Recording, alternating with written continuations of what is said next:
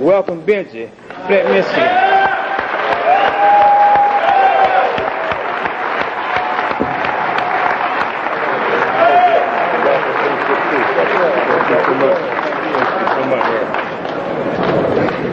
Hey, everybody.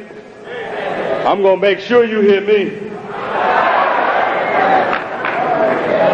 If I didn't have anything to say, I could have stayed in Flint. And the way y'all walking, you need to hear something.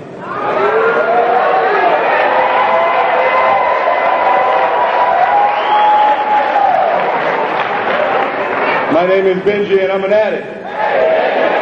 And my home group is the Friday Night Live in metropolitan Detroit. See, when I got to Narcotics Anonymous, my foot was tired. I don't understand all this walking. I was tired. And I had walked all night and all day. I was one of these addicts that walked from sun up to sundown. You see me at 4 o'clock in the morning, and I have my high beams on talking about what's up. See, I don't know if y'all walked that late in Charlotte. When I was at Greensboro, all them goddamn trees and dog alleys. I understand. I was telling the mayor, I said, look here, man, I can't do no walking up here, all snakes and alleys. So I got to stay clean. I'm happy to be here with all of you tonight. I said I'm happy to be here with you. It's one thing to be here, but it's another thing to be here with you.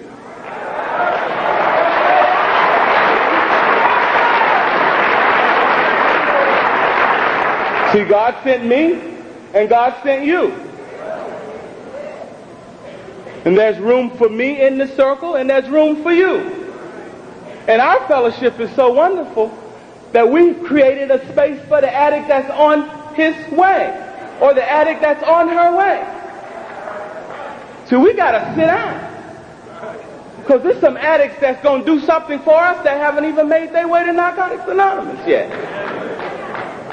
And we just walking so scared you ain't going to get it. You going to get it. Everybody else don't have it. What makes you think you're not going to be able to get it?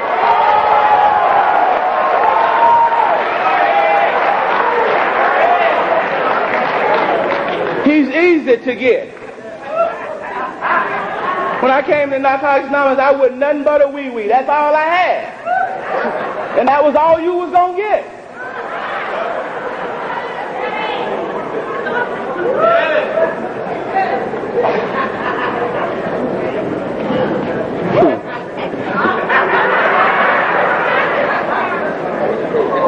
I'm going to go ahead and get this out the way. How many of y'all went to the dance last night? I'm going to get honest for a minute. I went in there and started feeling these sex vibes and stuff. What the hell going on here in Charlotte?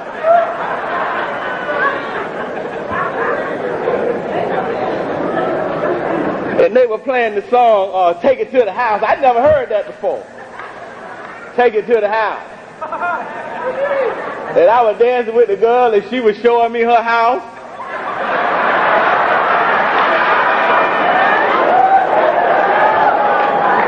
And my mind said, I see your house. I started thinking about being the indweller. And I eased on out the dance. I almost blamed Charlotte, but that ain't Charlotte. That shit was in my mind, New York, California, you know, but I was going to blame Charlotte, but I know that ain't Charlotte. But I also know I can do everybody in Charlotte, and I still got to go to Raleigh. Because one ain't enough. I can't get enough. That's one of the dynamics about addiction. You can't satiate an addiction. That's a pretty word, isn't it? What it means is that if you got an addiction to sex, you can't satisfy by having sex. If you got an addiction to food, you can't satisfy by having food, by eating food. If you got an addiction to drugs, you can't satisfy by using drugs. That's fundamental to our dilemma. We can't be satisfied. Some of us been trying to get high for 20 years, ain't got high yet. 20 years, ain't got high yet. Newcomer, sit down and rest a while. Sit down and rest a while. We know you're tired. And we know the story. We know the story. This, that, and them. My mama put me on the pot the wrong way.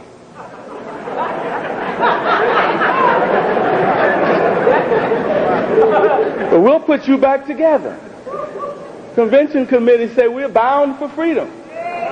Say we're bound for freedom. So we're on our way. Now we got to figure out what we got to take with us. Because just because you bound don't mean you're going to get there. So a lot of addicts in these rooms not free. A lot of addicts in this room not free. Addict told me, let me share this with you. I need to get honest. Wonderful. Self-disclosure is an important part of the process. It's a very important part of the process. But it's not the process. You got to do more than get honest. That's just one principle. That's just one principle. Addicts in this room been sharing gut level for years. Ain't got free yet. Getting trophies for sharing. You share, I share honest. I share gut level. You're going to have to do more than share it. Just because you sharing it don't mean you releasing it. See, I didn't come to hold you up. I ain't going to hold you up. You got to get clean. Because I need you. I need you. My new house is not going to say to me, Benji, I love you. I got a job, but the people on my job is not saying I love you without condition. I got a car, but that car is never going to say I accept you. I believe in you. Thank you for being in my life. I need you. And I got to help you stay clean. When I look into your eyes, I get a better understanding of me. God sent you to me so I can understand myself more clearly. When I look at your disease, I get a deeper understanding of my disease. Because we got the same disease. We got the same disease. I might have one symptom, you might have one symptom. But we got the same disease. Some serious stuff going on here. Some serious stuff going on here. I know we clean up and get the batting eyes and skinning and grinning. But these are precious moments. Precious moments. Addiction is the #1 disease in our civilization. The #1. Look at this room. Thousands of addicts in here. Addiction is the #1 disease in our civilization.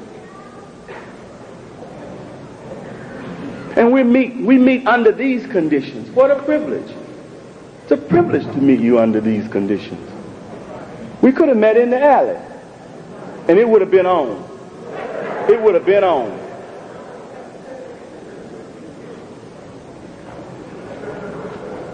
We meet under these conditions. You may as well make your mind up right now. This is all you got. You need to look to the left of you, to the right of you, behind you, and in front of you. This is what you got. That's it. We're going to be together. I'm going to be with addicts for the rest of my life. Addicts in these rooms cleaning up, I'm going to be with addicts that's using, but we're going to be together. We're going to be together. So I got to get a program. And you got to get a program.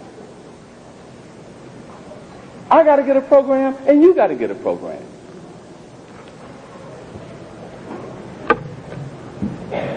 It was a hell of a hit getting here. I didn't think I was going to make my way here. I didn't think I was going to make my way here. In desperation, I had lost control of my life. When addiction stepped into my life, I'm talking about addiction. I didn't say the use when I started using drugs. I said addiction.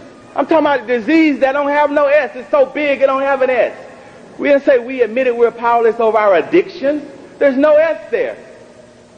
You better get with that. Why doesn't it say S? We admitted we were powerless over our addiction. The addiction stepped into my life, man. It took away my ability to choose responsibly. I ain't talking about the use of drugs. I'm talking about right now. What impulse am I dealing with right now? What urge is plaguing me right now? What am I obsessive and compulsive about right now? Because I can destroy my life and never use another drug. And never use another drug. You think that's it? That's just the most obvious symptom. So addicts dying in these rooms hadn't done no dope in years. Hadn't done no dope in years. I can't choose responsibly. Step one is a problem statement. Obsession, compulsion, denial, substitution, unmanageability. That's who I am. That's my truth. And it's been my truth for a long time. For a long time, that's been my truth. And I ran from Honolulu to Dade County, South Florida, all over the country, running from that truth. And it just followed me. It just followed me. That's who I am. When I was 18 years old, talking about addiction, I had a son. See, I can tell you all the stuff I did in the alley. But one of the things about Benji is, at 18 years old, I had a son. And his mother handed him to me. And I wouldn't hold him. I was mad with her because she got pregnant. Right? I wouldn't hold my own son. Now that's something there. There's something fundamentally wrong with that. That's who I am. That ain't got nothing to do with no dope. I lived with a woman for 3 months. For 3 months, this woman fed me. I slept with this woman. She sexed me. And I couldn't remember her name. It was only last year. It's taken me nearly 13 years for her name. Her name is Vanessa. I know her name today. But I've been waiting for a long time for her name to come back to me. How could you live with a human being for 3 months? For 3 months and not even remember her name? So sisters, I know that he looks good, but can he be a part of your life?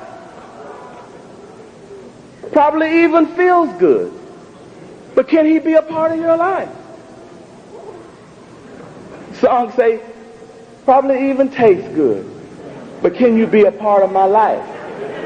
So you better look more than if it feels good, look good, and tastes good. You better ask him, can he be a part of your life?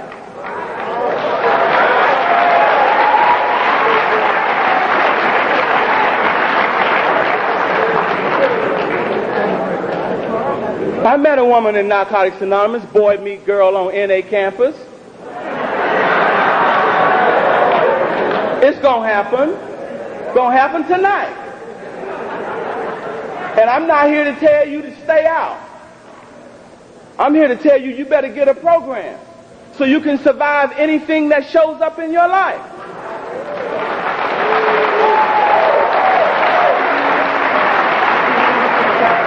Because she's coming. She's on her way. She's on her way. And you better get a program. You hear me? You hear me, young brother? She's on her way. You better get a program.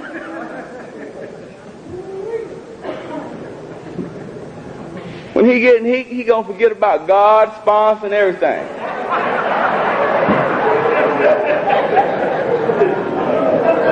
But I met her. I had 11 days clean. She had 7 years. And the only thing was important that I was attracted to her. Who I was wasn't important. I didn't need to get honest with her. Only thing I need to tell her is, let's do this.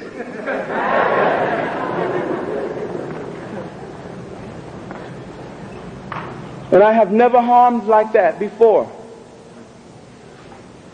And I've never harmed like that since. Horrible story. Tragic. Tragic. But it shaped my life.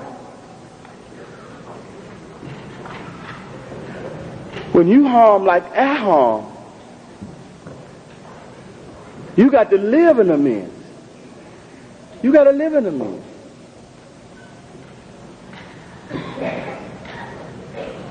So all I ask you to do is to just be careful.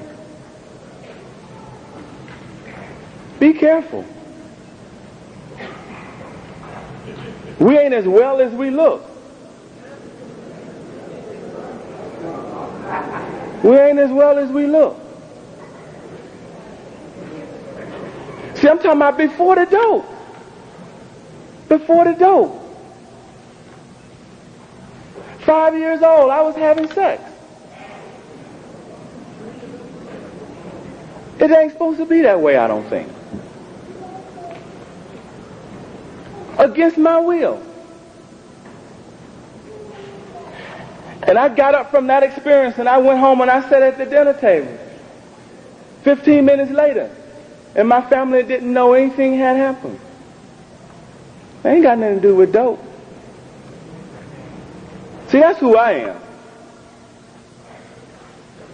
That's who I am. When the dope showed up, man, I was happy. For a minute, I was happy.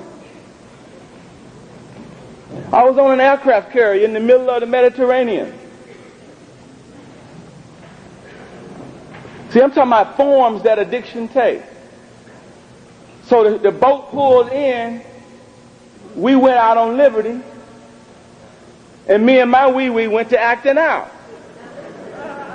Me and my wee-wee. So when I got back to the ship, they said, you got to go, dude. You got to get up out of here. Something ain't right with you. Strange mannerisms.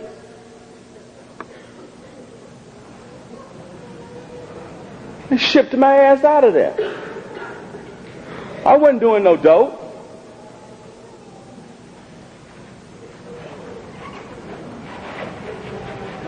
I'm running the same race you're running as a newcomer. The same thing that threatens you threatened me.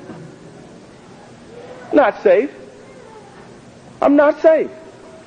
I still have the ability to harm myself. And I still have the ability to harm you. Shit.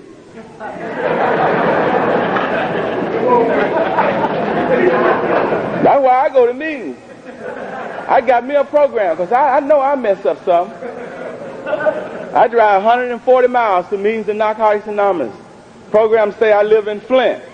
But I said my home group was the Friday Night Live group in metropolitan Detroit. Because that's where I recover. And it's 70 miles one way, and I make 3 meetings a week. 140 miles one way. Because I know who I am. Some of y'all doing all this walking. You walking because you don't know who you are. If you knew what you were dealing with, you sit your ass down.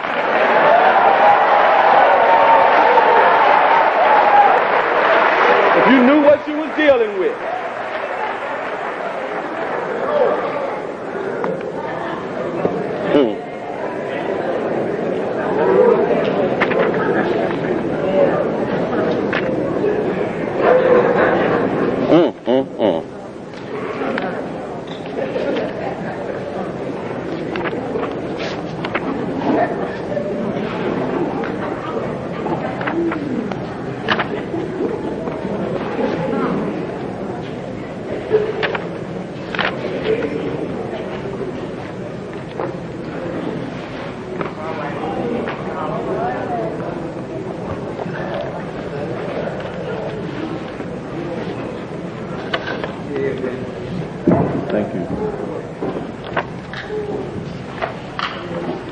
I'm always trying to find some deep shit and can't find.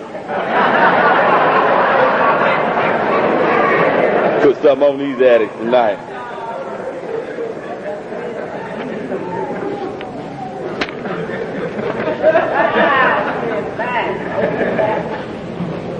We believe that as a fellowship, we have been guided by a greater consciousness. And we are grateful for the direction that has enabled us to build upon a program of recovery. See, there's a lot of addicts. Some of us still think we have an inferior fellowship. We've been guided by a greater consciousness. Addiction. See, alcohol is too limited for us. See, our problem is not with a specific substance. Not with a specific substance. So my mind is turned in the wrong direction. I thought I liked getting high. Ain't what our literature say we got high because we didn't have the power not to get high. So we were powerless. We got high because we didn't have the power not to. And once I took the first one, it was on. And I run from here to Riley to get a bump.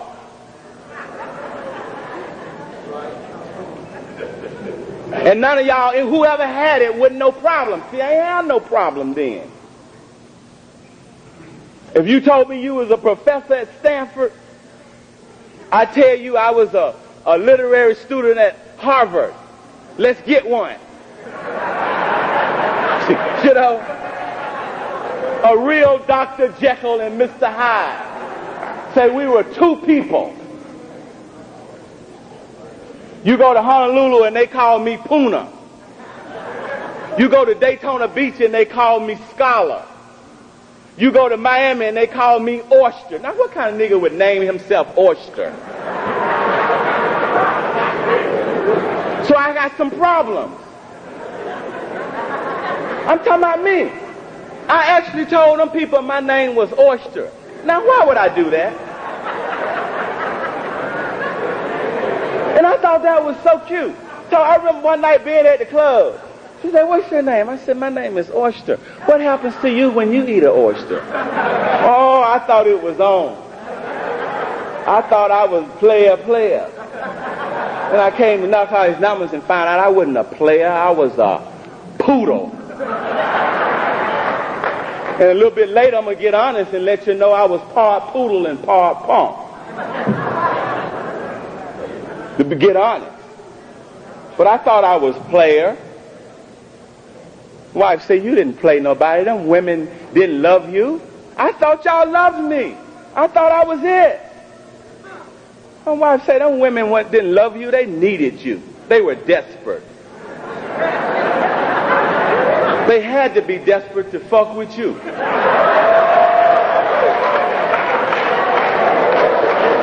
And brothers, all y'all players up in here? Because she had to be desperate. I wouldn't have been attracted to her if she wasn't desperate. But I thought she loved me. Yeah, you got three or four desperate women that need a program of Narcotics Anonymous.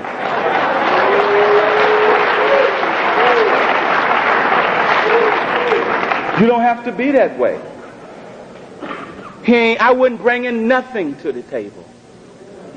Laying up in your bed, flipping your remote control, driving your car, walking around my old dry, rusty coins on my foot, walking on your floor, opening your damn refrigerator, think I'm running something.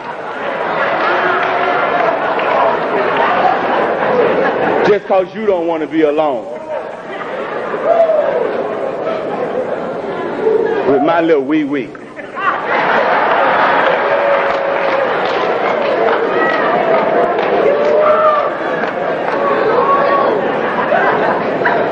But I tell you that you the Duke professor, I'm the Harvard literary student. You was a cowboy, you had your cowboy hat on, your cowboy boots. I put me a cowboy hat on, cowboy boots. Said, let's get one. That's what kind of addict I was. I worked with whatever was working. I looked at my little brothers around here switching this weekend. I was thinking, I would have got with you too. I'd have saw you.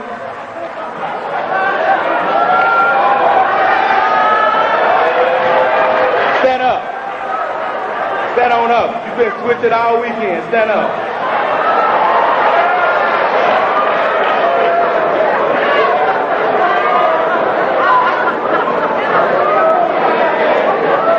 Let me tell you what I would have told you. I would have took off my little drawers and put on my little tight jeans. I would have told you, won't you give me one, man? Go give me one. Set you up, that little thing would have swiveled up after I took that bump.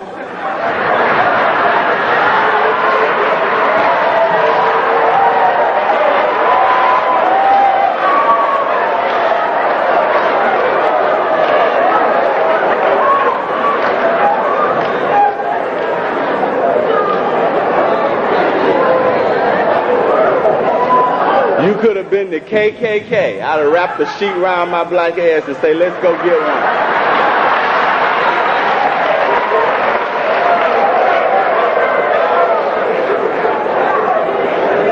But then I want to come to Narcotics Anonymous and I can't get with you now.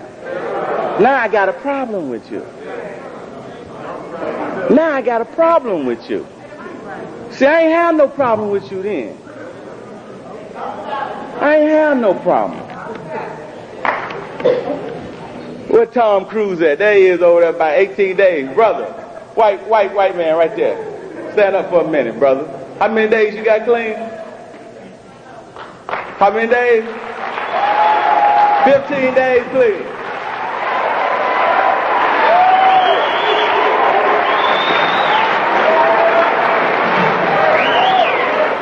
See, he thought he was Tom Cruise. 19 days, he thought he was Tom Cruise. Matt Damon. Hard being a white boy in America, ain't it? We're glad you're here.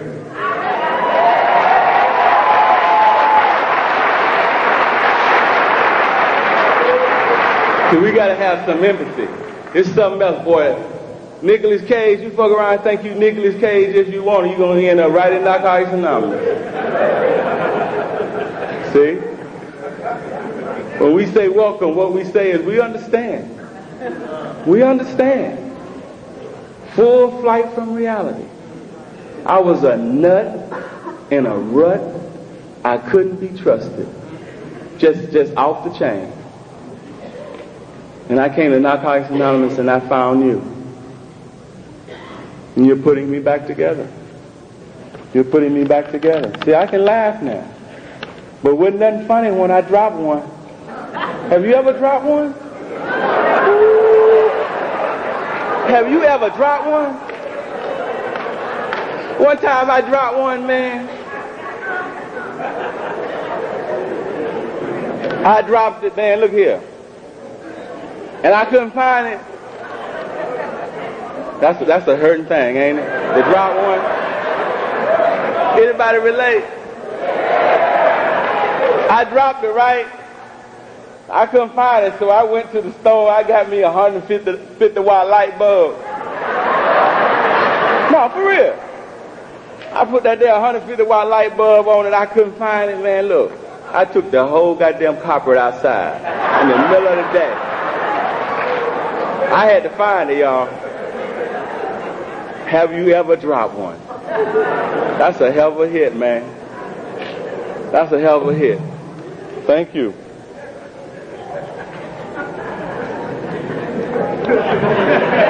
Can y'all identify? So I can get on in the process of recovery now? Okay, thank you, thank you, thank you.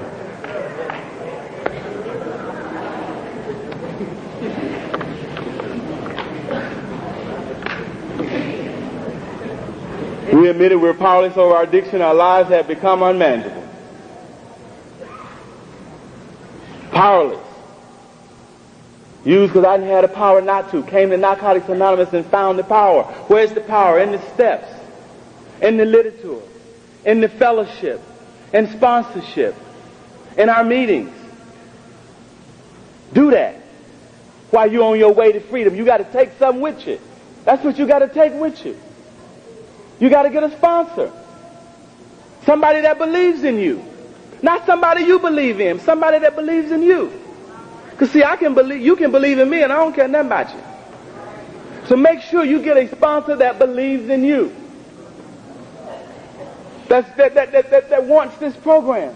That's excited about this program. And that's who you run with. You got to take the 3 indispensables with you. You got to be open-minded. So when I say something, if you don't understand it, just be open to it. Be open-minded. Stay open. God, I don't know, but I'm open. Be willing to do whatever it takes. Just like you was willing to do what it took then, you got to be willing. And don't fire your sponsor when he challenged your willingness. See, I got fired 3 weeks ago because I told the dude, look, he quit his job. He said, my car ain't working. I don't have a way to work. I quit the job. So I say, hold up, man. How far is your job from where you live? He told me 7 miles. I said, well, why don't you walk to work? He wasn't ready for that. He didn't have that kind of willingness. Said he had conditions on his recovery. I'll work if you give me a car. I'll do it under these conditions. So he got his feelings hurt because I suggested that he walk to work. He was offended by that. He was offended. And I didn't mean to hurt his feelings. I was just telling him, what do you think would happen to you if you were to demonstrate that kind of willingness? What do you think God will do for you?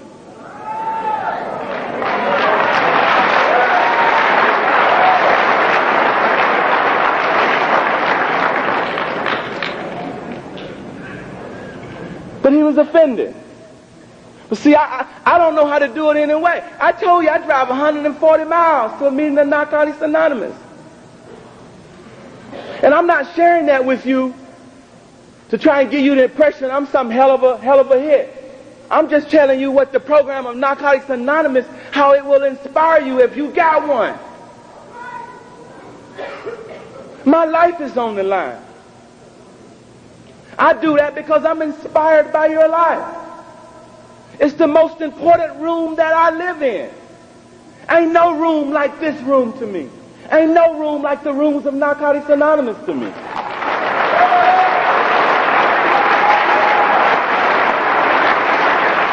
And I was in the room with Colin Powell last year. I was in the room with the president of our country last year. I sat in the room with Miss America. I call the mayor of Flint. I call him at home whenever I feel like it. Senators, congressmen. That's why I didn't recover in Flint. Because I'm a businessman in Flint. I'm a community leader in Flint. And I'm one of these addicts that benefit enormously from the principle of anonymity. And I can't recover anonymously in the city that I live. So I got to drive to Detroit. And you hear me talking about my wee-wee and this and that. I ain't got no business trying. I need a little anonymity. Because I can't take that shit to my job.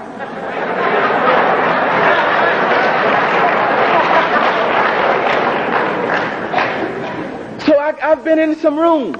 I get the opportunity. I was on Capitol Hill last week. So I go to some rooms, but ain't no rooms like these rooms. See, that's not who I am. I'm not a business leader. I'm an addict. That's why I go to meetings. That's why I'm still working the program of Narcotics Anonymous.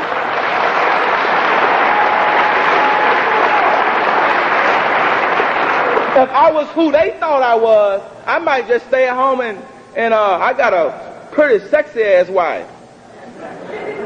I stay home and be who they think I am. But I like abandoned buildings. Sleazy people. Sleazy people. You just get me in the front of some around some sleazy people. I just light up like a damn Christmas tree. You know, man, I'm telling you, I'm serious. And God is working with me. And you all are working with me. But I still want some things for me that ain't good for me. I still want some stuff that ain't good for me. Most dangerous part of me is my will. I had to get on to the third step. I had to find his will. I had to find his will. Because there's some stuff that I want, man. Look at here. And there's some stuff that you want that'll kill you. Just think about it. You know, we got some stuff that feel good to us, but it ain't good for us. So, see, I can't do my will. I eat every damn thing in Winn-Dixie. On my will. Sometimes I want to do that. Sometimes I want to do that. So I got to make a decision to live God's will. I got to make the decision, and then I got to work the rest of the time trying to live that decision.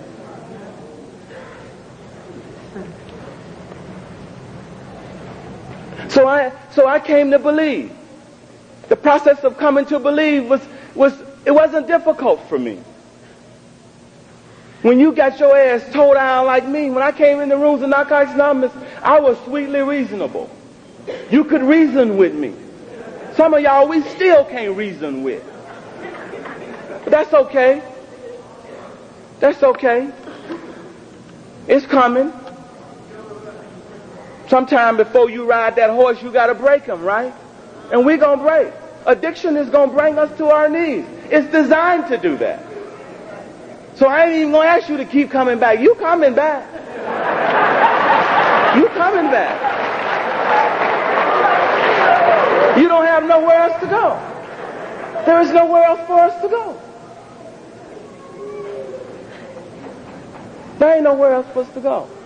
And you're going to find God. All you got to do is keep using or keep coming. But you're going to find God. I ain't worried about that. It's not difficult to find God. It's not difficult to find God. Impossible to escape him. It's impossible to escape God. Don't worry about it. Just keep using. Just keep using.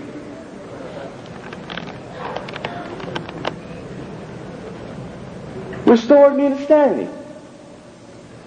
See, I thought all that 6 and 7 step stuff was what was crazy about me. Not 6 and 7 stuff. The stuff that was crazy about me, what I need to be restored to, is this idea that alcohol is a beverage. See, that's what I need fixed. The part of me that associates using with pleasure. The part of me that gets a hard on when I see a joint. And then you're going to call me. Don't call me with a hard on talking about you at the hotel room and you think about you. And I tell you, get off and come on to the meetings. See, I got to deal with that part of me that associates using with pleasure. Out of all the shit that happened to me, and all the things that I know is going to happen to me, and all the things that I've seen happen to you, and I still want to get high? I got a mental illness. Something wrong with my mind. And that's the part of me that needs to be restored to sanity. So if that's where you at right now, you need to ask God to give you enough sense not to pick up. Because there's addicts right in this room right now that don't have enough sense not to pick up. Don't have enough sense not to pick up. You don't have to be always serene and highly evolved in here and have this expanded sense of awareness and all of that. But you got to be sick as hell to pick up.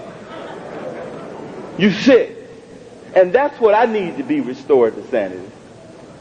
And then I move on to my third step, where I make a decision to live a life of spiritual surrender. I'm talking about a third step surrender. The second surrender. A deeper surrender. See, in the first step, all I do is surrender to the problem, which is addiction, compulsion, obsession, unmanageability. That step one is nothing but a problem statement. So I surrender to the problem. And the third step, I surrender to the solution, which is a life of spiritual surrender. Not self-improvement. Not self-improvement. Now, what is the difference between spiritual surrender and self-improvement? We need to clarify that, because many of our members are living a program of self-improvement. That's when I go to Duke and get a PhD. And there's nothing wrong with that. We must do that. That's when I go to Bally's and get me a membership and I start working out. And I get me a few, gators or whatever your stuff is. I'm coming up. Y'all say that in Charlotte? Coming up. So all I've done is come to Narcotics Anonymous and take. My house, my car, my relationship. All I think about is me. The NA opera. Me.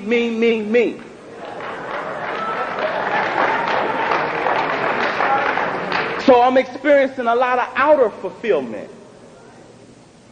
I don't have no prejudice. I don't have a problem with the material world. Because I know that the material world and the spiritual world can coexist.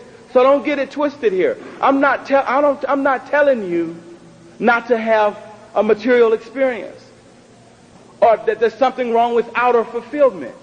What I'm asking you to do, I'm trying to provoke you to make sure you understand when our literature say that we put our spiritual development first, and all other areas of our life will progress naturally.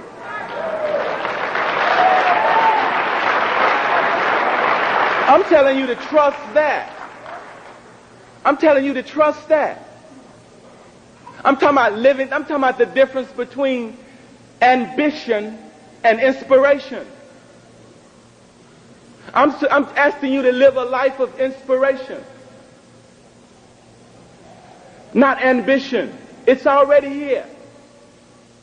I ain't got to go and create romance, and I got a creator. We have a creator. I don't have to create anything. All I got to do is position myself under the grace.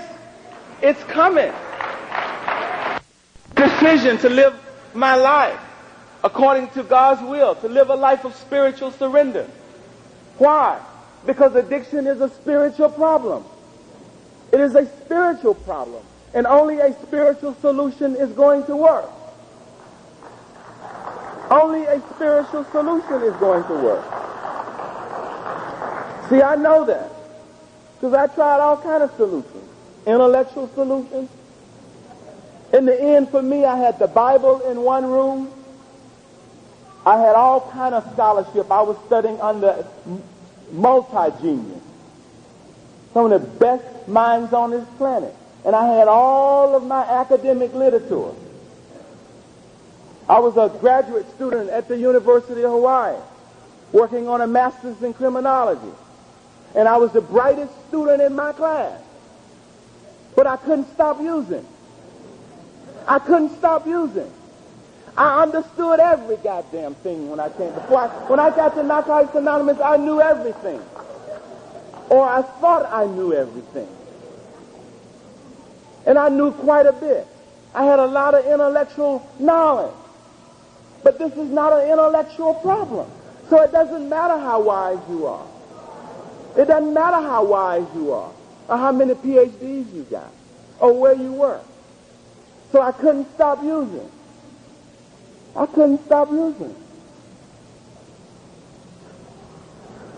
So I had to surrender to the solution, which is spiritual surrender. And then I had to go in at the fourth step. And I had to take a pencil or a paper or a pen, and I had to simply write. And let go of how it spelled, what I couldn't spell, what I spelled, just simply wrote. And then I took it to my sponsor.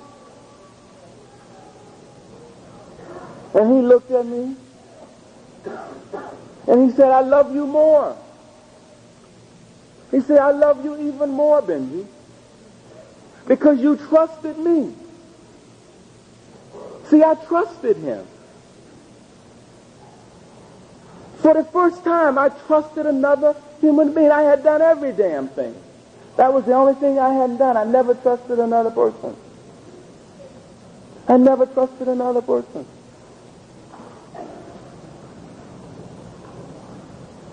And I understood defects. And I understood that they were going to rob me of my freedom.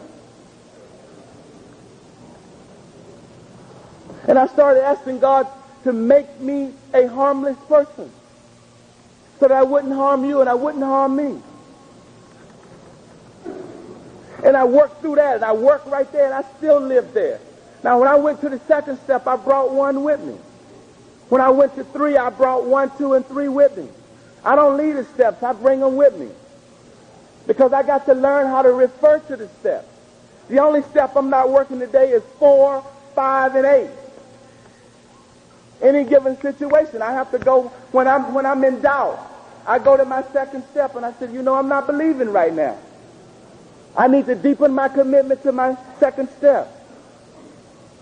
When I'm compulsive, I got to go to my third step and recommit myself to this decision. I have to live in 10. When the opportunity presents itself, I got to go to 9. When the pain comes into my life, it moves me invariably to a deeper devotion. So I got to go to 11. And I just ask for God's will for my life. And that I do God's will for my life. So I'm living with inspiration. I don't go with an ambitious list. I don't go with ambition. I don't have to ask God for anything. It's on the way. The check's in the mail. God's got more. I know he has more. So I don't have to sit around begging. I don't have to sit around begging God. So I got a relationship with the steps. On my way to freedom, bound to freedom, I need a relationship with the steps. I need a relationship with the literature. I need a relationship with you.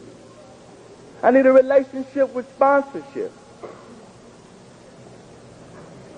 And then the newcomer shows up. And I need the newcomer to show up for me. See, the newcomer is the most important person at our meeting. Why is he the most important person? See, we sing, oh, newcomer, bless you, baby. You the most important person. You're such a baby. I'm a big boy. You're a baby. That ain't the spirit of this principle. The newcomer comes to save me. He comes to give me an opportunity to get out of my self-centered ass. See, as I carry the program with you, as I share the program of Narcotics Anonymous with you, it becomes more real for me. Seems like I'm giving it to you, but I'm giving it to me. See, at the end of the day, I believe in the program more deeply. I don't know what you do with it. But at the end of the day, I stay clean. I stay clean. And then you do your 5th step with me. And guess what happens when you do your 5th step with me? I get my self-acceptance. I become able to accept myself more deeply when you share your life with me, when you share your stuff with me. And I'm sitting there at your 1-year anniversary. See? I'm sitting there at your 1-year anniversary with my chair's poked out. And you get up and pick up your chip and you say, I want to thank my sponsor for the role that he's playing in my life. And all of a sudden, I feel like a human being now. I'm feeling more human. Because you've given me purpose. You've given me an opportunity to participate in your life. That's what I need.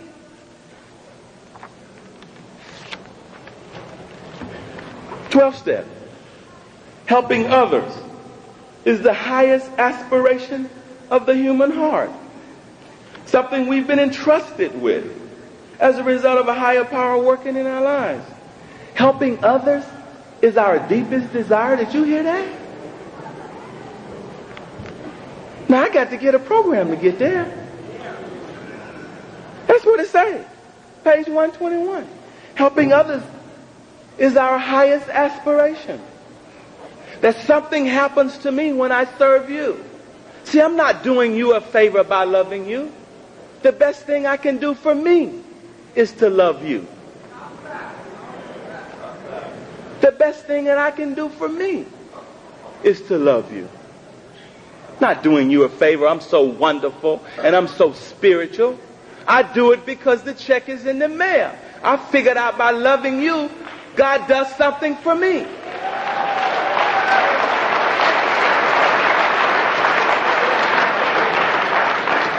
Just like I know by rejecting you, I get constipated. But I think it's cute to reject you.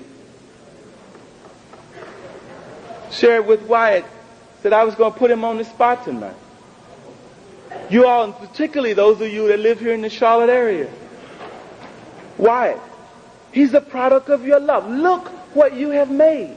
Your love made him.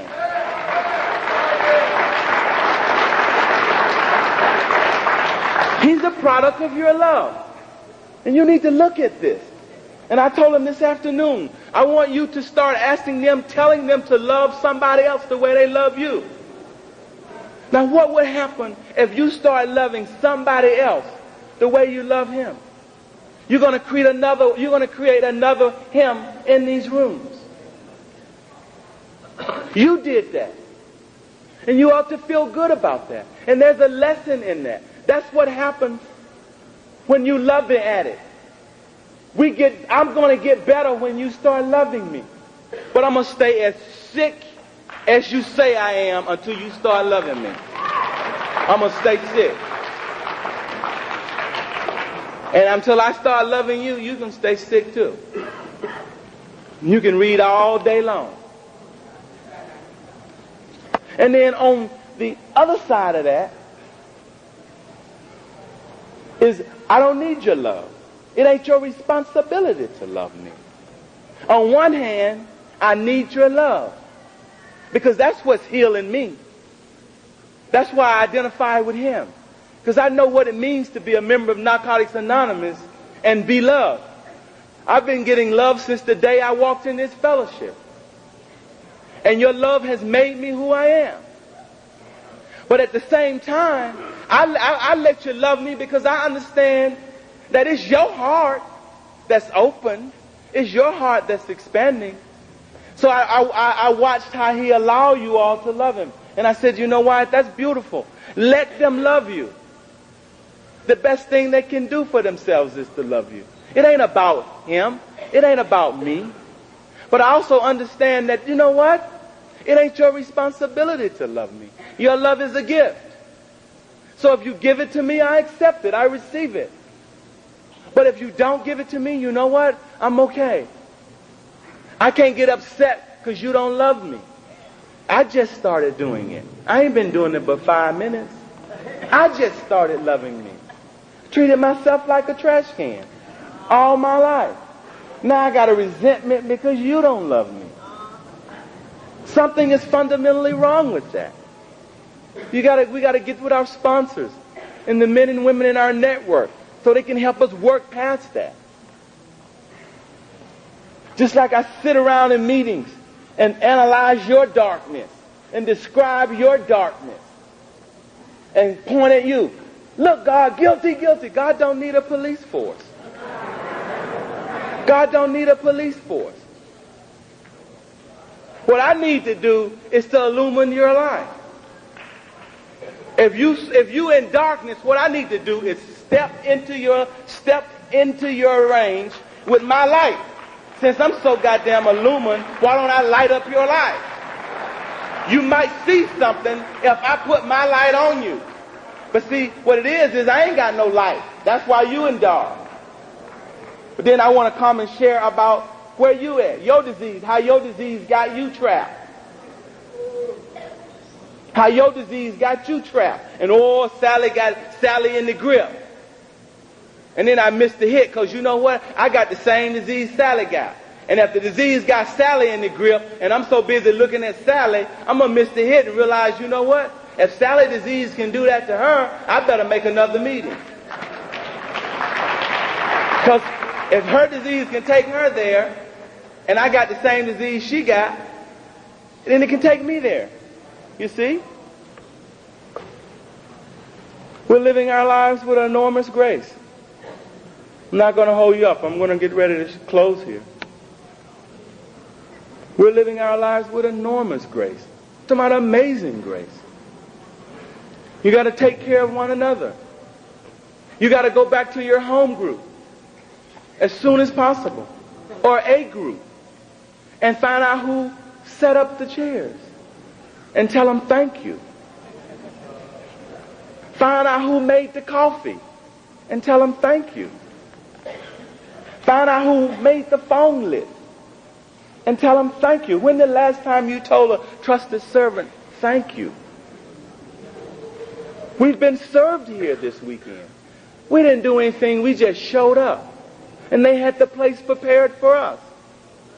We stroll in these meetings, man. We forgot. Somebody cleaned the bathroom for me to use, right? Go to a meeting of Narcotics Anonymous and find out who cleaned the bathroom and tell them thank you. We show up 30 minutes late, smelling good, looking good, stroll in there with this sense of entitlement. We so deep. And then we leave before the meeting is over, so we don't know who picked up a white chip. Because we gone. Or we drop our wisdom and then we gone. Because we haven't learned to listen to each other. That's too much to ask. So we got to take care of our trusted servants. There ain't but 10% of them serving our fellowship. So at least we can thank them for serving us. I want you to go to a meeting as soon as possible. Find an addict that's in the rooms that feels as though they're all alone, and convince them that they're not. Convince them that they're not. It's our responsibility. God didn't clean us up for us to get up here and celebrate ourselves and stand on top of our new car, say, look at me.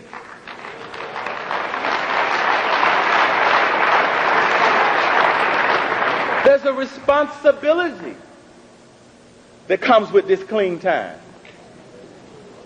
It's a responsibility that comes with this clean time. To whom much is given, much is required. See, Wyatt has a tremendous responsibility. Do you realize how much responsibility comes with me? You all have given me a microphone, and you've given me this podium, and you've given me this stage. I have a responsibility to live my life in a congruent way. It's a whole lot of responsibility. That's why I have to go to meetings of Narcotics Anonymous. That's why I have to carry this message. That's why I have to respect you. That's why I have to celebrate your life. That's why I have to be interested in you. That's why I have to make your needs just as important as mine. See, I have a responsibility. But I think it's just about coming in here and building my kingdom. I think it's just coming in here and take. That's true for the first few years. Just take all you need. But at some point, you got to start giving. You got to remember what it feels like to have 30 days clean on a Friday night.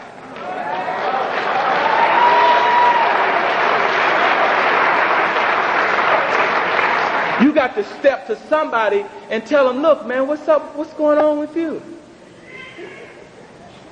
These people are dying. Newcomers are dying.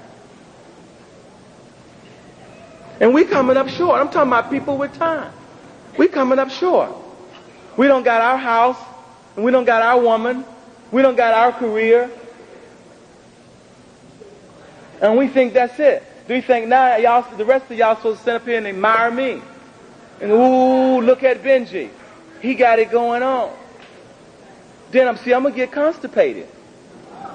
I'm going to get constipated because all I have done is took and made myself wealthy in Narcotics Anonymous. Because I just took. I'm still laying on my back, taking, calling myself a man. So I'm not in my masculine spirit. See, I'm not a wimp today. And I was a sucker for anything when I got to Narcotics Anonymous. You heard me share that. It's a sucker for anything. And y'all put me back together. We have much work to do together. We have much work to do. Addiction is the #1 disease in our society. The #1 disease in our society. They're on the way. They're on the way. And they need somebody to have a program when they get here. Somebody that's not intolerant. Somebody that's able to understand unity. I need to be able to see myself in you. Well, I got to have a program to see myself in you. To recognize that you are my mirror. And you are my compass. See, as I go on the journey to freedom, as I'm bound to freedom, I need to take my mirror and my compass. The newcomer is my mirror. The old timer is my compass. Now I'm ready to go. You are a mirror for me to see myself. But if I don't see me in you, that's not a unity perspective. That's not a unity perspective. And they're coming to our fellowship by the thousands. We're projected to have 30,000 addicts at our World Convention next year in Atlanta. 30,000 addicts. We don't have anywhere else to go.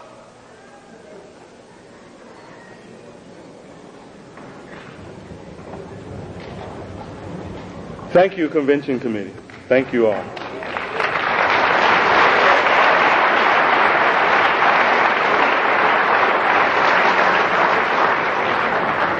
You know, to think that I have... And you all asked me to come. You didn't have to ask me. I was just in North Carolina just a year ago, 9 months ago, just 20 miles away. I'm humbled by that. I'm humbled by that.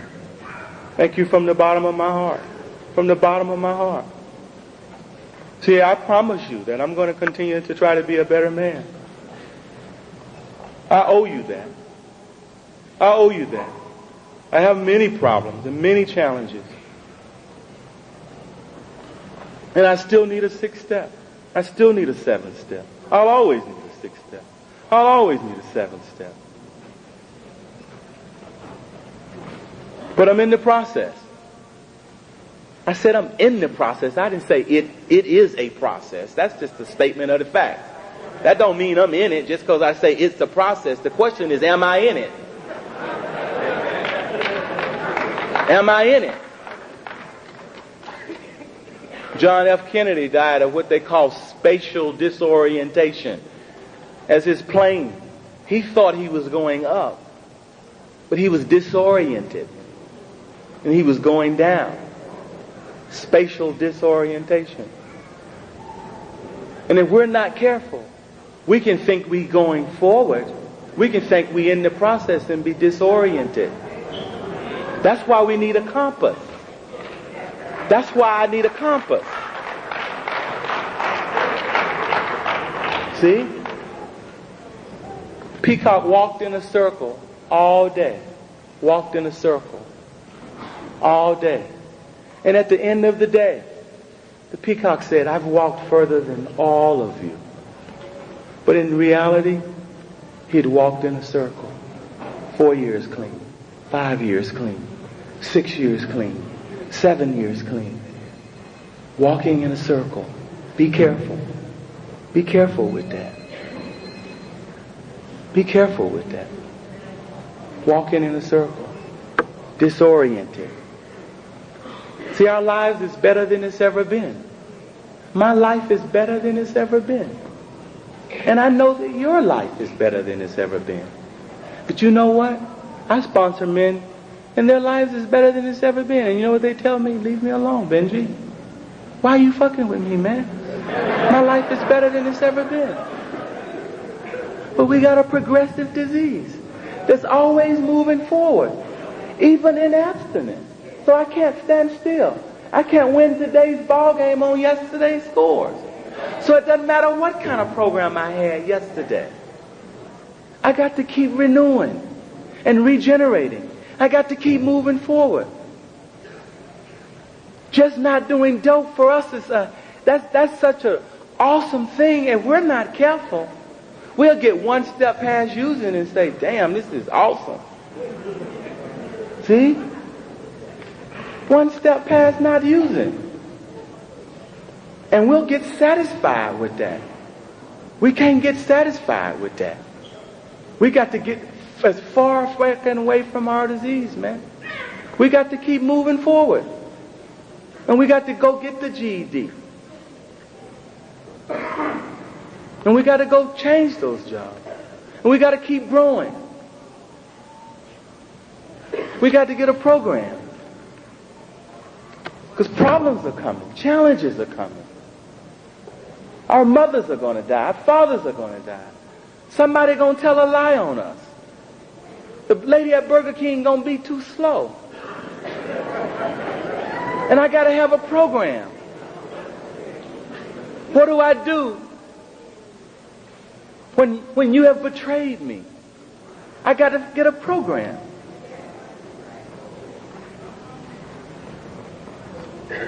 So we got to keep moving forward. In the spirit of Narcotics Anonymous service, I salute you and God bless you. Thank you.